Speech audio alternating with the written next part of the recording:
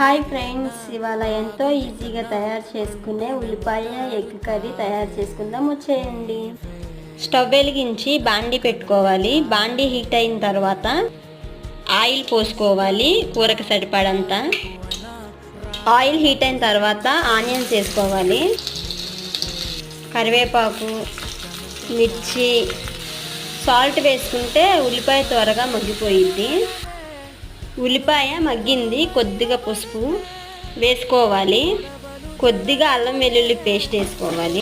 ఇప్పుడు టమాటా వేసుకోవాలి. టమాటా మగ్గిపోయింది, కూరకు సరిపడంత కారం వేసుకోవాలి, కొద్దిగా చింతపండు పులుసు పోసుకోవాలి, కొద్దిగా వాటర్ యాడ్ చేసుకోవాలి, లాస్ట్లో గుడ్లు వేసుకోవాలి. Please subscribe to our channel Dhanushree vlogs. Thanks for watching. Bye bye.